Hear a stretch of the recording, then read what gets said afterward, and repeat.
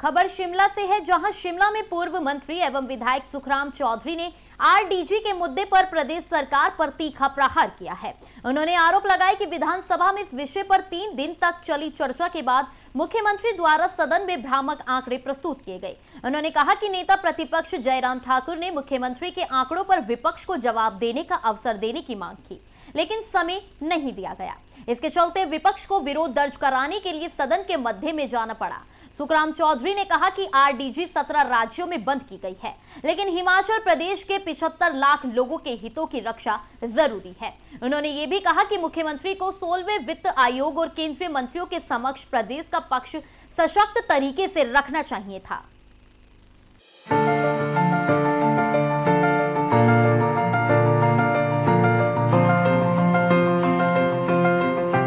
Grant बंद होने के लेकर लगातार जिस तरीके से सदन में 3 दिन भी चर्चा हुई, आज मुख्यमंत्री सुखविंदर सिंह सुक्खू ने इसका उत्तर भी दिया। फिलहाल मुख्यमंत्री सुखविंदर सिंह सुक्खू का यही कहना है कि विपक्ष को भी साथ चलकर प्रधानमंत्री नरेंद्र मोदी के सामने अपनी बात रखनी चाहिए थी। फिलहाल इस समय हमारे बीच मौजूद है पूर्व मंत्री व विधायक सुखराम चौधरी जी। सबसे पहले सर आपका स्वागत है। धन्यवाद। सर, जिस तरह से सत्ता पक्ष लगातार कह रहा है कि विपक्ष ने उनका साथ नहीं दिया ग्रांट के लिए। देखिए, 3 दिन का जो सत्र हुआ बजट सत्र जी, उसमें 3 दिन तक लगातार आरडीजी पर चर्चा होती रही।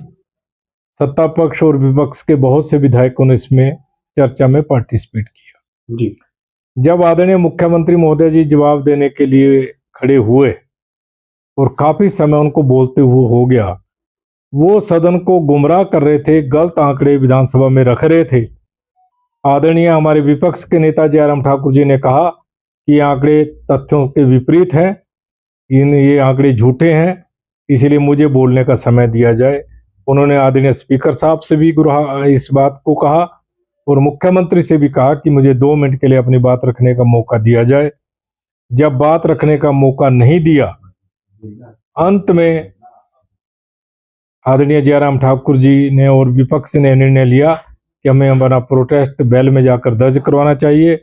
आदरणीय स्पीकर साहब ने 5 मिनट के लिए सदन स्थगित भी किया और जब दोबारा शुरू हुआ फिर हमने यही मांग करी, फिर भी अनुमति नहीं मिली, तो अंत में विवश होकर जो है बेल में जाना पड़ा, क्योंकि आदरणीय मुख्यमंत्री महोदय जी सदन को झूठे आंकड़े देकर गुमराह कर रहे थे, गलत पिक्चर पेश करने का प्रयास कर रहे थे। उसको दुरुस्त करना, उस पर स्पष्टीकरण देना हमारे विपक्ष के नेता आदरणीय जयराम ठाकुर जी का एक दायित्व बनता था। जब उससे रोका गया तब हमने कोई आरडीजी का विरोध नहीं किया। हम हमेशा हिमाचल प्रदेश के 70 लाख लोगों के साथ हैं और अगर केंद्र से बात करने की जरूरत पड़ी तो विपक्ष अपने आप में इसमें जो है इस काम बेहतर तरीके से इस बात को रख सकता है और समय आने पर रखेंगे भी। हिमाचल के हित हमारे लिए सर्वोपरि हैं और केंद्र सरकार का आदरणीय नरेंद्र मोदी जी का हम कोटि कोटि धन्यवाद करना चाहते हैं। हमेशा उन्होंने हिमाचल प्रदेश को जो है बहुत ज्यादा धन विभिन्न स्कीमों के अंतर्गत दिया है और आज हिमाचल प्रदेश में अगर कोई विकास हो रहा है तो केंद्र द्वारा प्रायोजित स्कीमों के द्वारा ही हो रहा है।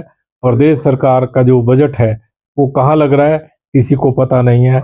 आज हिमाचल प्रदेश का आम व्यक्ति इससे परेशान, हताश और निराश। जी बिल्कुल, ये थे पूर्व मंत्री व विधायक सुखराम चौधरी जी का स्पष्ट रूप से कहना है कि हिमाचल प्रदेश में जो भी योजनाएं चली, विकासात्मक योजनाएं चली, वहां पर जो केंद्र का काफी योगदान रहा है। कमिश्नर शर्मा की रिपोर्ट शिमला से।